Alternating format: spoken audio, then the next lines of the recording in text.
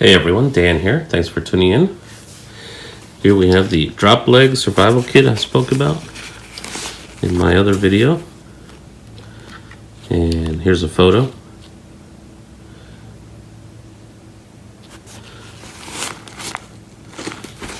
So let's get into it. Here we have Tactical Tailor's 1V pouch.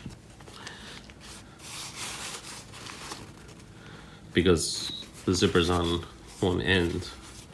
The horizontal, the 1H, the zipper's over here. But this panel is about 2 inches, 1 3/4, I guess. And the overall is about 3.5. In terms of width, we're looking at about 4.5 inches there. Going stretching to 5. And then over here we have 7 1/4 to 7.5 inches. And so I purposely chose this particular pouch for its size and depth. And here, this portion, I had to make this with a speedy stitcher. I couldn't find an acceptable alternative. So ultimately it just became easier to do it my damn self. And then here's the drop leg for the belt. And the reason I did a drop leg is to clear the waist belt of any pack I was wearing. And this way it would rest here, if anywhere. Not here, certainly not there. Another thing I did was I mounted the buckle so that when I undo it, I still have a grip on the buckle. I hate, it's like they didn't really think it through. They have it the other way. So when you hit these things, the thing goes off into space and you never see it again. So this way I maintain a grip. And another thing I should do is attach a tether from one of these loops to this loop, the same way I have my PLB tethered. Because this PLB personal locator beacon just goes into my back pocket. And so the tether, as you can see, don't mind the nails, just a rubber band. So when you need it, that's it, piece of cake.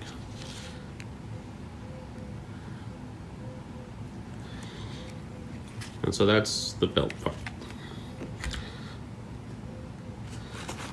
One thing I'm brainstorming is a loose strap. I tried a piece of paracord around the leg to keep it from flopping around. It doesn't flop too much.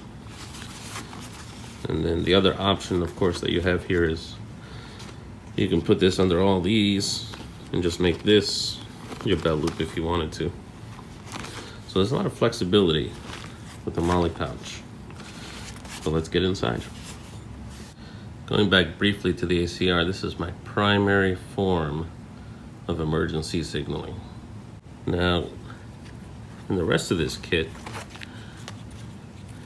is inspired by basically the items that are in the pilot survival kit. And the setups through there. Now, from what I've observed in these kits, signaling is half the kit. The whole kit. With first aid and survival, or what I like to think of them as fieldcraft items, representing the other full half of the kit. So I'm going to take everything out, and then we'll chat about it.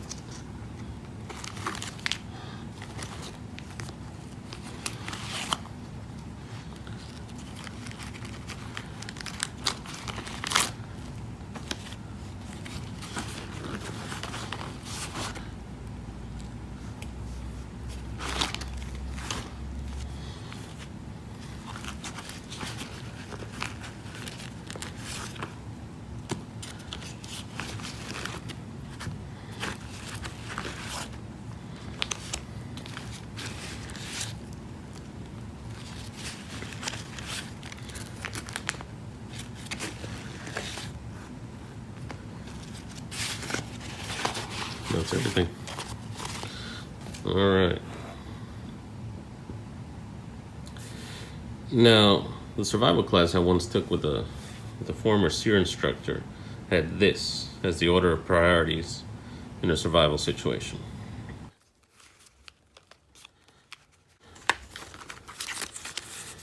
Here are the priorities. So, positive mental attitude. Number one, absolute number one. If you think you can make it, you can. If you decide you're going to make it, you will. Anything else, it's going to cause problems. WFA, number two, wilderness first aid. So, stop the bleeding, treat for shock. Start the breathing is also in there. But if you have that problem, well, have positive mental attitude. The third one is shelter. The fourth one is fire. The fifth one is signaling. Then water. And last, and barely makes it on the list really, is food. Now this is a 72-hour window of survival. He made specific note of that.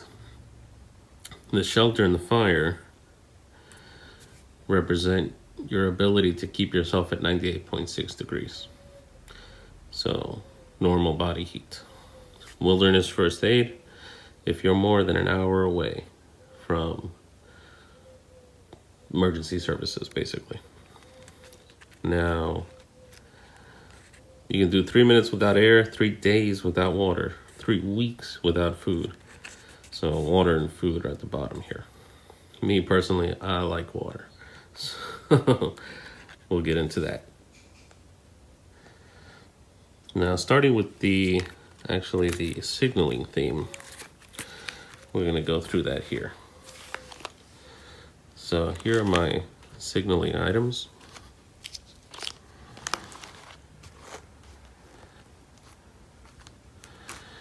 Right here.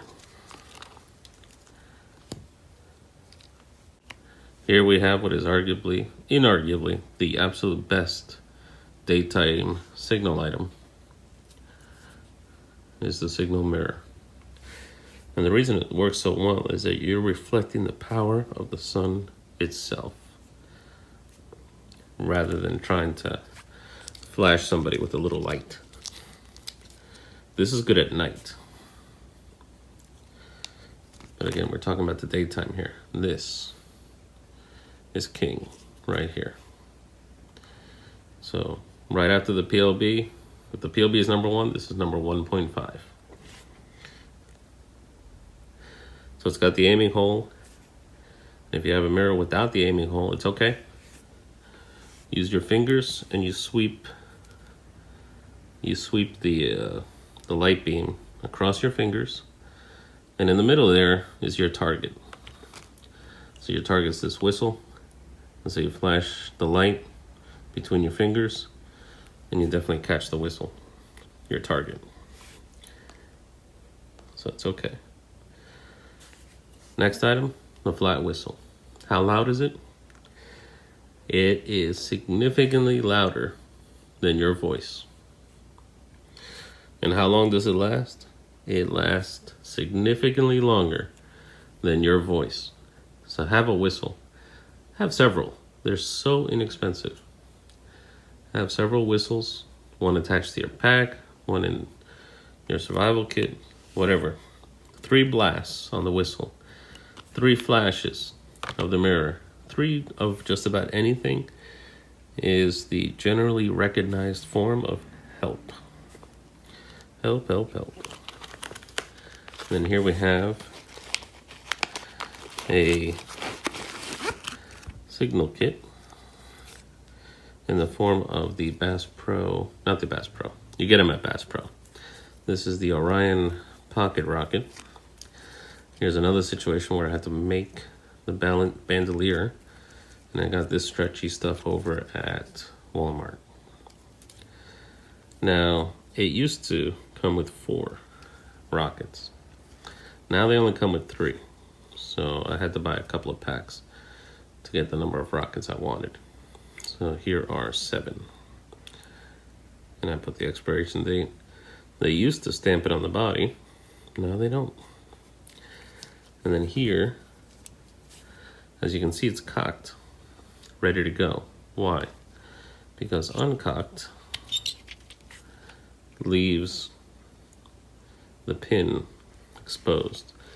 So when you put this on, you contact the primer. You want to avoid that until you're ready to go. So, you know, you see it's kind of loose here. Don't worry about that because it's moving with a lot of force. So keep it cocked when it's ready to go. And then, as you can clearly see, I've added some paracord to keep these two parts together. I made this again with the Speedy Stitcher. And then a rivet here, as you can see, obviously. Now, the pouch setup itself, I have a food saver, so I created this holster, so to speak. Now the headlamp is the Petzel Elite, and it has white, red, it has white strobe, red strobe, then it has bright, and almost as bright.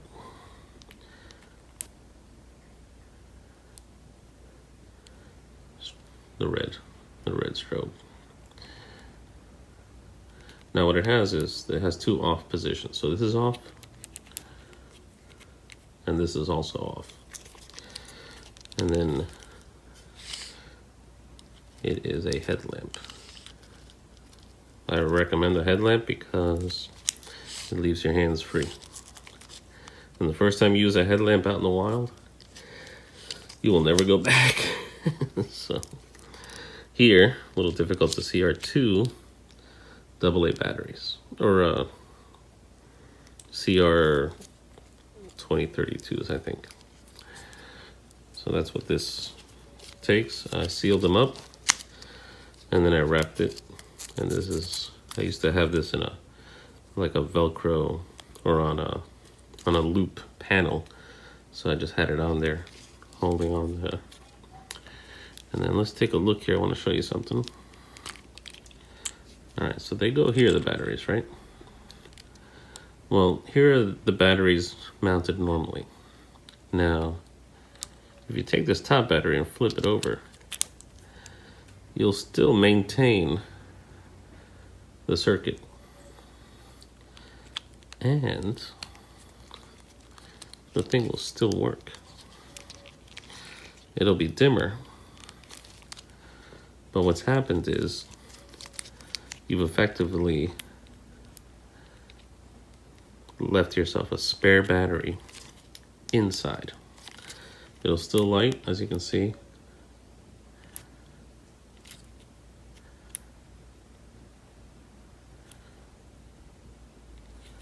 Every function will still function. So you have two spare batteries. No, you have one spare battery inside and then two others outside. And of course you can flip it on over again to get full power back. For first aid, Band-Aids, and a couple of safety pins.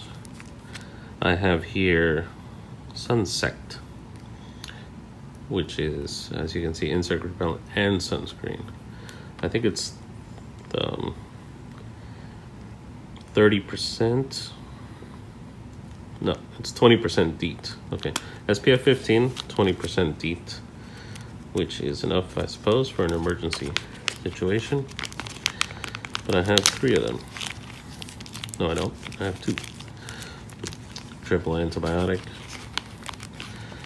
I have alcohol prep, which can also be a fire starter if you need it for that. A lot of people have moleskin. I use Duct Tape. Very difficult to cut, tear with your fingers, but you can easily cut it. Iodine prep pads. Supposedly you can disinfect water. I don't know about that part. I'm not well versed in that. And then for the band-aids, I have 2 large band-aids, area band-aids, and then I have point band-aids, 2 sizes. The usual size and then slightly smaller. And I have them in the form of the actual band-aid brand.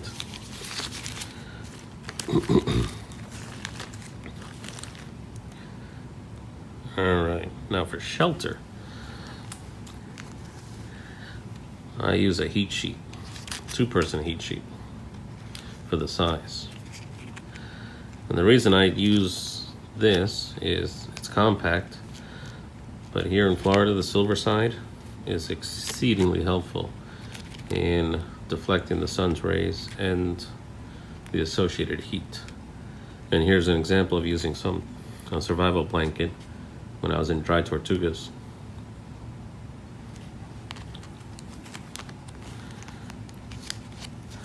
Pretty much saved my butt in running the ham radio station for 3 days. I was out there. 3 nights, 4 days. The 4th day didn't count, that was just a fun day. And then here, I have 100 feet, yep, 100, of 1A paracord. And on this end is 2 Prusik loops. So this is my ridge line right here. It's set up as a ridge line. I just tear it, and you can see here, I heat seal that part, so there's a channel here, and then I can just pull the paracord out of here. I don't know if you've ever used cordage out in the field, but the immediacy, the speed by which it can become a complete mess is something you have to experience for yourself, quite frankly. Now, 1A, I told you, no core, just the sheath. So paracord that has an A does not have inner strands, it's only the outer sheath. And this 1A is the smallest that I know of. And then finally, the knife. As you can see, it's a trekker. There is a version that's not one-handed, but I went with the one-handed version. And the non-serrated, the smooth blade. And the reason I went with the trekker, one is one-handed, the other, and it's a locking blade too. It's long enough you can baton moderate-sized wood if you had to. But the real reason I got it, as you can surely tell, is the saw.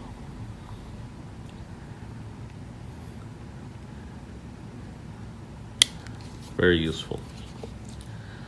And just as a point of detail, I wish the saw or the knife, I wish they rotated in opposite ways. I don't know if you've ever used the saw with this trekker, but when you use it, this, because I've used the one with that's not one-handed, the one that doesn't have this thumb hole, and I've used this one, which does, and this, man, it digs into your fingers immediately. So if this were opposite of this, so for example, if the saw blade came out here, so much more comfortable. Let me tell you, so much more comfortable.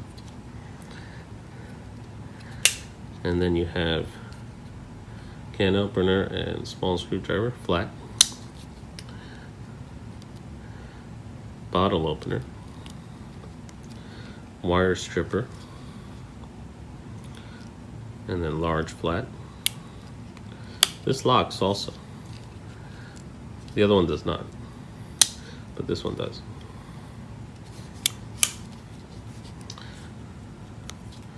Your typical Phillips, I think it's a number 2 is what they use. And then the awl, which unfortunately doesn't have the hole for sewing with, but It's an awl. And then your toothpick, more useful than you think.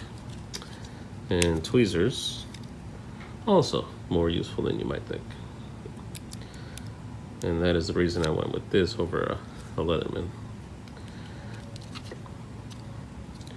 Neat little knife. Not so little, actually. So it's got a pretty decent saw. Here, it kind of sucked to come out from out of the woods and not have a means to purchase anything. I don't know what I have here, 120 bucks, I think. And then a credit card active, but otherwise unused. And then here, duct tape. I have a loop here to tether it. So this loop is wrapped around the card. And then this is Nashua 357 duct tape in olive green. So this is actually part of the shelter.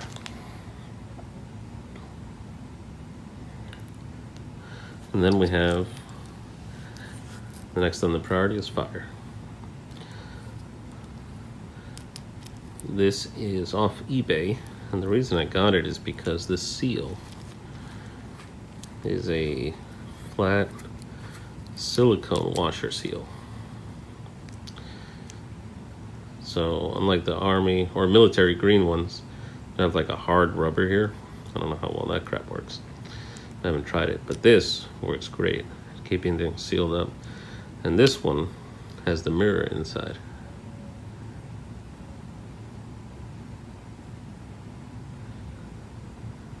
So a backup mirror. And then on the inside here, I bought those military green ones and put that stuff into this orange one. So we got a compass. Your typical button compass, at least the one that comes in the military kit. And then I have also a Kamenga wrist compass.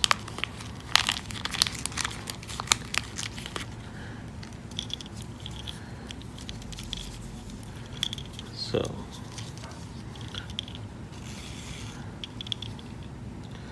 this is, I believe, this is the tritium one. So the tritium is there, and on the north. That's where the tritium is. So 2 compasses. And then the fire itself is one little piece of 2 pieces. I cut it, sorry. 2 pieces of that wax or some kind of accelerant. I think it's a wax. Tins are quick, cut in half. So I could fit it in here and of course use it one at a time. Hurricane matches, waterproof hurricane matches, the striker for the matches, and then this, which I think is the best part, a rotary striker, one-handed. So follow the arrows, because if you turn it the other way, it won't work nearly as well, and will probably just damage the flint, preventing you from using it.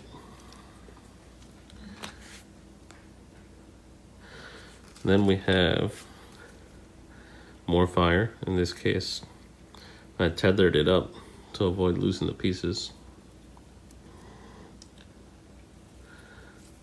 Tether again. But this is, it's not Exotex brand. I guess I got it on Amazon.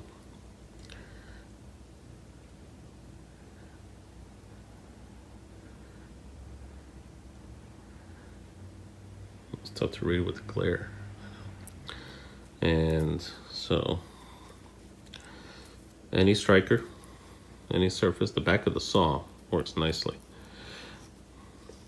But there is, officially speaking, there's a striker on this end. So you can see the edges. All you need really is something with a burr. The burr will grab the flint and set your spark. So, just gotta fix that.